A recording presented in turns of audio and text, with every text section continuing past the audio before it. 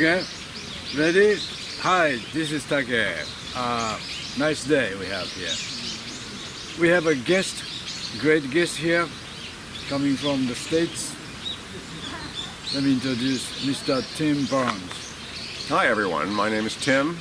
I live in Irvine, California, and my wife and I love to visit Japan. We come here every year, and this year I'm making a particular effort to meet as many bluegrass people as I can. I started playing banjo just about a year ago, and so I'm blending my two interests, my love of Japan and my banjo obsession and interest in bluegrass, in combining them. And in my research going online and looking at a lot of Japanese bluegrass on Facebook, I met Take, who reached out to me and graciously offered to show me around Okayama. So today I got on the Shinkansen bullet train in Kyoto, where I'm staying at the moment, and it's a 1-hour ride from Kyoto, and Take is kind enough, graciously showing me around for the day, and we're sharing a few meals and talking about bluegrass and the history of bluegrass in Japan, and I'm learning all kinds of things. So I would encourage anyone who's considering a trip to Japan, make an extra trip out to Okayama, about about halfway, halfway between Kobe and Hiroshima or something like that. If you're trying to, maybe considering hopping through a few cities, but Take is graciously offering to show people around. So if you're a bluegrass fan and a Japanophile, or even just considering visiting Japan, take Take up on his offer to show you around. Get in touch with me.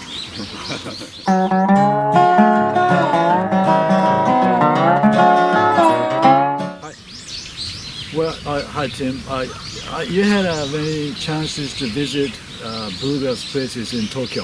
Yes. How many places you visited so far? 3 different venues, if we count Yokohama, which is really a short commute from Tokyo, just maybe 30 minutes on the train. So I visited a live music venue called Back in Town 4 times, because every time I went, I met so many wonderful people who were so kind and interested in talking to me, and they told me about other events that were coming in upcoming days. And I'm fortunate that I had a longer extended trip this time, so I was able to make many visits. So I went to Back in Town. I recommend that club. It's a great venue, great sound.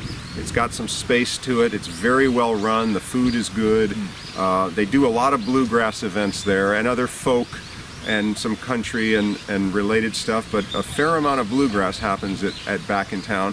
I finally did also make it to Rocky Top, which is probably better known in the bluegrass community, and that was a wonderful experience. It's a very small venue, very tight little club, but it's kind of, if you're a bluegrass fan, it's a must visit because it's well known. And out in Yokohama, I got out to Thumbs Up, which is also a nice room, and I recommend that. And I saw a lot of bluegrass there. Everywhere I went, every time I went, every evening, I didn't have any particular expectations that I was going to meet people, but I did, and I've developed a network of friends from those visits. And some folks were even kind enough to urge me to get on stage, and as a beginning banjo player, that was kind of hilarious for me and a little bit scary, but I had some good accompaniment and some experienced musicians who carried me and made it work. So that was a lot of fun, and that kind of got me out of my comfort zone and really whet my appetite for more. So next time I'm coming back with my banjo. I'm going to bring it in that, get that fiberglass case and get it over here on my next visit, and I'll be even better prepared next time. But yeah, I would encourage anyone who's a bluegrass fan.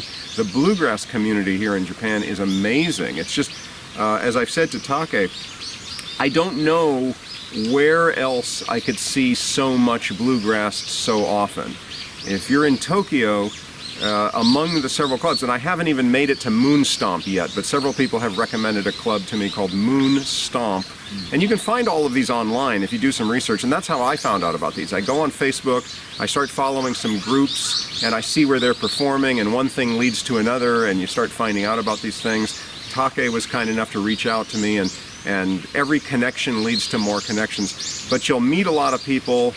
People are very friendly. It's a great way to make friends and to break through that barrier that we as tourists often have, where we don't really get to know any locals, and we're just roaming around as tourists seeing sights, and we're not really having deeper conversations and connecting in some way. And with there's such a love of American music and bluegrass in particular here that it's really easy to meet people, and I would encourage people to give it a go and try to get out to some of those venues. And I'm heading for another venue in Kyoto, where I'm staying right now, called Honky Tonk. I understand it's been around since 1971.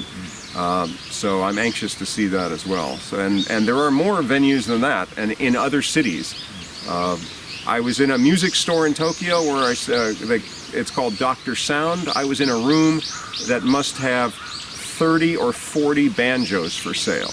I've never seen that in Southern California. I don't know where I could go in California and see so many banjos for sale in one place. So I'm impressed and amazed and excited by the depth and breadth of the bluegrass community here in Japan.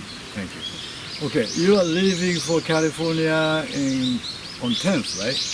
I'm leaving to return back to... When are you coming back to Japan? Well, my wife and I are talking about coming back as early as maybe late March or April. So cherry blossom, right? that would be nice if it worked out, and that would certainly be on the agenda. So yeah, we might be back very soon. Oh, okay. Yeah. Okay. But definitely in 2023 at some point, but it might be in the spring. All right. Thank you so much. Thank you, Take.